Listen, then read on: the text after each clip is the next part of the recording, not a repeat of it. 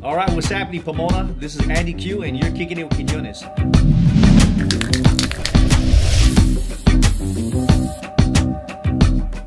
want to thank you today for joining us, and we have a special guest, a dear friend of mine, and somebody that is a great part of Pomona. And we have PTown Willie here. PTown Willie, welcome to Kicking It with Quinones. Man, it's been a long time, buddy. It's good to see you.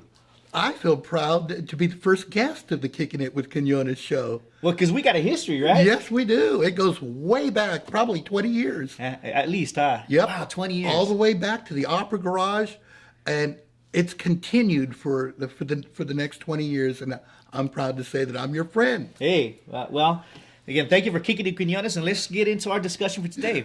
Many years ago in Pomona, there was something called the Opera Garage, right? Yes, yes. And the Opera Garage was about 8,000 square foot open space gallery with about 45 foot high voltage scenes, a huge space. And there was 13 artists in there that shared a space, anything from wood carvers to huge mural painters to remember art also that did the sculptures, those evil, scary looking sculptures. That might be a little bit before my time. Maybe just a little bit before your time. However, the Opera Garage was a really cool place that once was the first opera house in Pomona, and years later it became the first Cadillac dealership that was on two levels, and it was the garage. So that's how it got the name the Opera Garage. Yes. And that was definitely 5 years of a lot of fun.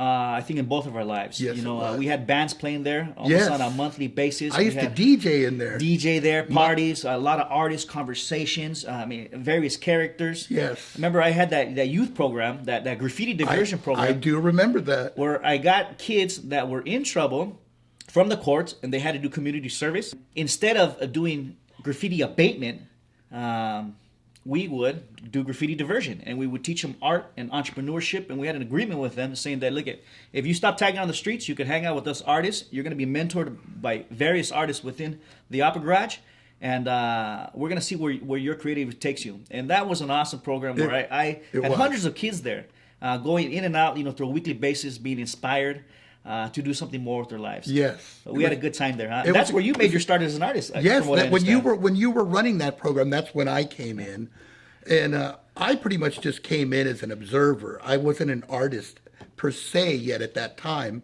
A lot of people aren't happy with the direction that the Arts Colony is going in because they're thinking that there's fewer galleries. But now we have more entertainment, but it's all good. Well, I got to tell you, this is my idea, and I like to see this happen, and I can't do this without you. Now, we have a lot of music out there right now, and that's great. I love it. However, I want to see more public art. I want to see more murals. I mean, Pomona has one of the most beautiful murals on the side of La Bamba.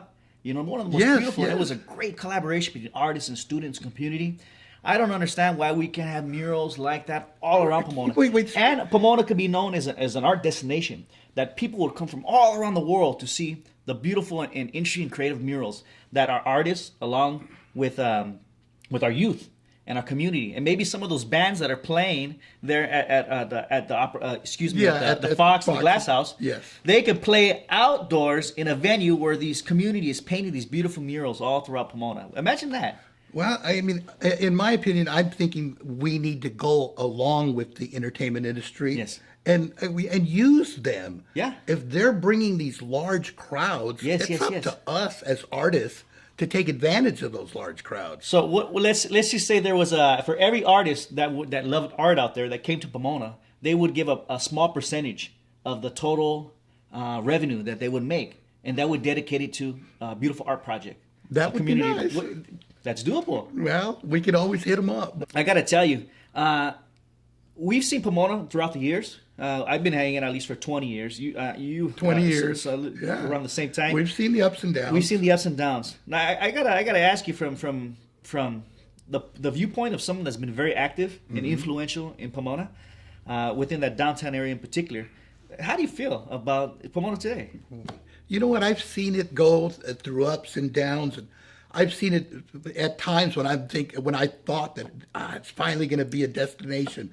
It's finally going to happen for Pomona, and it's something. It just never gets that over the top. Yeah. Yeah. And I'm thinking, I don't know about you, but I'm thinking this Pomona Proud thing just may be what the Kickstarter that's going to finally get us over the top. Where do we feel Pomona's today? Now, I got a thought from what you have just been telling me. Imagine if the Pomona Arts Colony was more integrated with music and art. Isn't it terrible when you have two things that belong to each other? Yeah, it's all art. They're separated. Yeah, it's all art. I mean, it's all entertainment. Yeah. I mean, art is entertaining and music is entertaining, and I love where the Arts Colony is going right now. Yeah. It's like, to me, the perfect marriage of the musical world and the visual. Yes. You know, I mean, that's what movies are all about. Yeah. You know, and we're starting to get, I mean, top-notch entertainment. Yeah. Whereas in the beginning, the Glass House used to just bring in the indie bands. Yeah. Well, now we're getting mainstream, top-notch bands. I mean, if anyone who's ever listened to Spotify lately, you know who Vance Joy is. Yeah.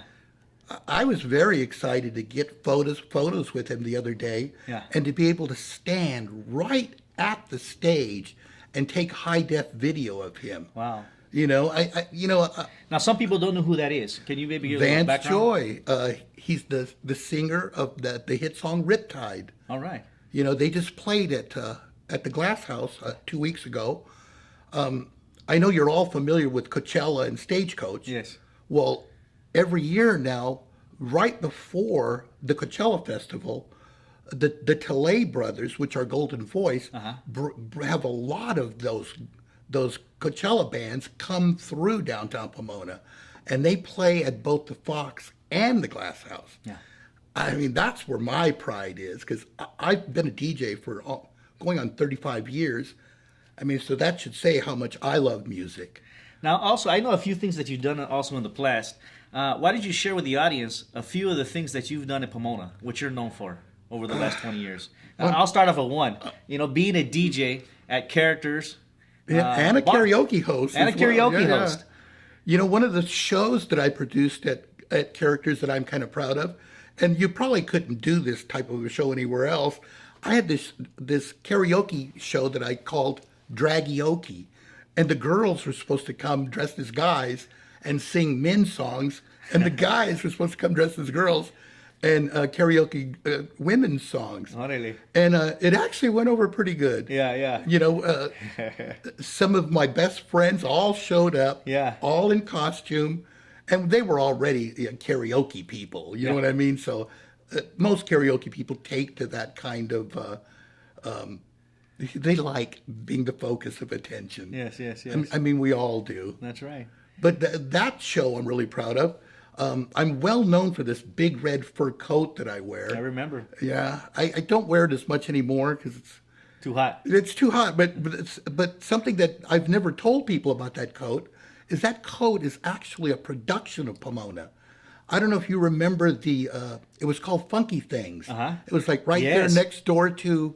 I remember. I was at that show. Okay, well, Kayla, who was the proprietor, That's right. she made that coat, and it used to hang in the window. And I seen it in the window one day. And for those of you who don't know, I'm 6'4", and it was a full-length red fur coat.